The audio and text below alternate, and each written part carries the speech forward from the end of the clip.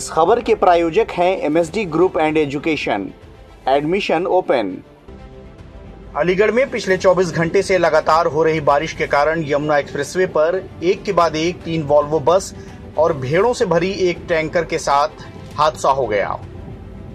इन घटनाओं में एक महिला समेत 3 की मौत हो चुकी है। वहीं करीब दर्जन भर लोग घायल हुए हैं, जिनमें से कुछ की हालत गंभीर बताई जा रही है। सभी घायलों को मौके पर पहुंची पुलिस ने जेवर स्थित एक निजी अस्पताल में भर्ती करा दिया है। वहीं मृतकों के शव का पंचनामा भरकर पोस्टमार्टम के लिए भेज दिया गया है। प्राप्त जानकारी के अनुसार सुबह तड़के थाना टप्पल इलाके के यमुना एक्सप्रेसवे पर राजस्थान से दिल्ली जा रहा भेड़ों से भरा आइशर कैंटर स्टीयरिंग फेल होने की वजह से यमुना एक्सप्रेसवे की पहली लेन में पलट गया, जिसमें ड्राइवर कंडक्टर समेत 7 लोग सवार बताए गए हैं। कैंटर सवार में से मेरठ निवासी भूरा पलटी गाड़ी का जायजा ले ही रहे थे कि मथुरा की तरफ से आने वाली स्लीपर वॉल्वो बस ने पलटी हुई आइशर गाड़ी में टक्कर मार दी, जिससे मौके पर ही भूरा की मृत्यु हो गई। कैंटर में सवार अन्य बुलंदशहर निवासी नन्हे आइशर से उतरकर फुटपाथ की तरफ जाकर खड़ा हो गया। तभी मथुरा की तरफ से आने वाली अन्य दूसरी स्लीपर वॉल्वो बस ने नन्हे को टक्कर मार दी, जिससे उसकी भी मौके पर ही मौत हो गई। कुछ समय बाद ही यमुना एक्सप्रेसवे पर तीसरी वॉल्वो बस जो बिहार से दिल्ली जा रही थी वो अनियंत्रित होकर पलट गई, जिसमें सवार दरभंगा बिहार निवासी मंजू नाम की महिला की मौत हो गई, जबकि इस तीसरी बस में सवार करीब 8 से 10 यात्रियों को चोटें आई हैं। फिलहाल हाईवे से गाड़ियों को हटवा दिया गया है। यातायात सुचारू रूप से चल रहा है। कानून व्यवस्था संबंधी कोई समस्या नहीं है।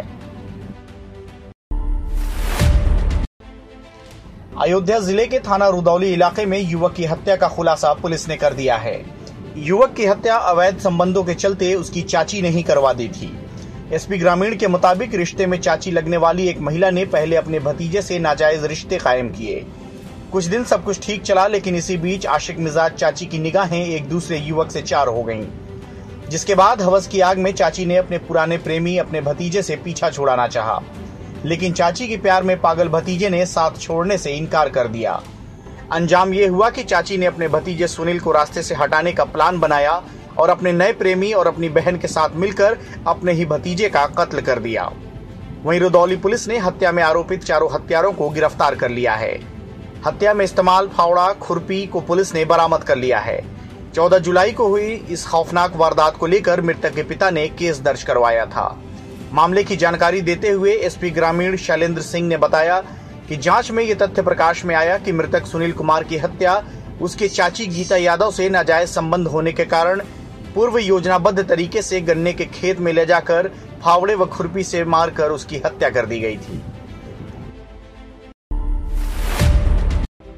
अयोध्या जिले के कोतवाली बीकापुर क्षेत्र के ग्रामीण इलाके में खजुराहट धर्मगंज मार्ग के पास 15 जुलाई गुरुवार को दिन दहाड़े सर्राफा व्यवसायी से हुई करीब 4 लाख रुपए कीमत के आभूषण की लूट की घटना का अयोध्या पुलिस ने खुलासा कर दिया है।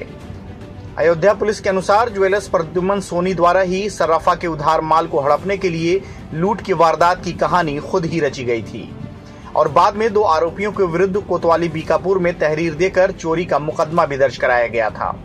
इस लूट की घटना में गिरफ्तार किए गए 4 आरोपियों के पास से 4,000 रुपए नकद, 315 बोर का 2 अवैध तमंचा, 1 मेड इन चाइना पिस्टल, 3 कारतूस, 2 बाइक, 2 मोबाइल सहित लूटे गए आभूषण की बरामदगी भी पुलिस द्वारा कर ली गई है।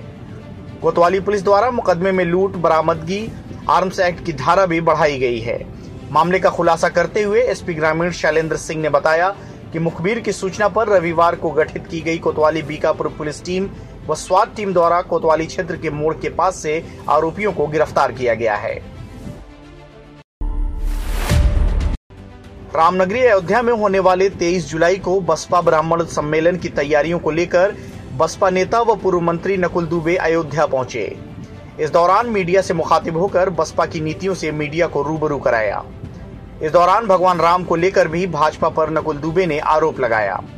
अयोध्या से ही ब्राह्मण सम्मेलन शुरू करने के सवाल पर नकुल दुबे ने कहा कि हम भी धार्मिक हैं, हम अधर्मी नहीं हैं। भगवान राम किसी के पर्सनल जागीर नहीं हैं, भगवान राम सभी के हैं। उन्होंने कहा कि भगवान राम हमारे थे, आज भी हैं और कल भी रहेंगे। भगवान राम को हम लोगों से कोई छीन नहीं सकता। उन्होंने कहा कि राजनीति में हम कभी भगवान राम के नाम का इस्तेमाल नहीं करते, नकुल दुबे ने कहा कि बसपा पर कथनी और करनी का आरोप जरूर लगता है, लेकिन बसपा हमेशा सर्वजन हिताय सर्वजन सुखाय की नीति पर चलती है। बसपा किसी एक जाति पर राजनीति नहीं करती। भाजपा के विकास की बात पर नकुल दुबे ने कहा कि सबसे पहले भाजपा ये बताए कि उसने 4 लाख नौकरियां कहां दी हैं। सिर्फ प्रदेश भर में होर्डिंग्स लगवा देने से विकास नहीं हो जाता। रामनगरी में राम मंदिर निर्माण कार्य तेजी से चल रहा है। राम जन्मभूमि मंदिर का निर्माण राजस्थान के पिंक सैंड स्टोन से किया जाएगा। ये पिंक सैंड स्टोन बंशी पहाड़पुर की पहाड़ियों की खदान से निकाले जाते हैं, जिनकी खासियत लंबी आयु होती है। पिंक सैंड स्टोन 1000 से ज्यादा वर्षों तक सुरक्षित रहता है, जिनको आपने पहले देखा जरूर होगा, लेकिन बारीकियों से नहीं। अयोध्या की कार्यशाला में पिंक सैंड स्टोन गुलाबी पत्थरों को राम मंदिर के लिए तराश के रखा गया है। ये पत्थर दक्षिण भारतीय शैली नागर शैली के अनुसार तराशे गए हैं। इन गुलाबी पत्थरों की नक्काशी राजस्थान के कुशल कारीगरों ने किया है।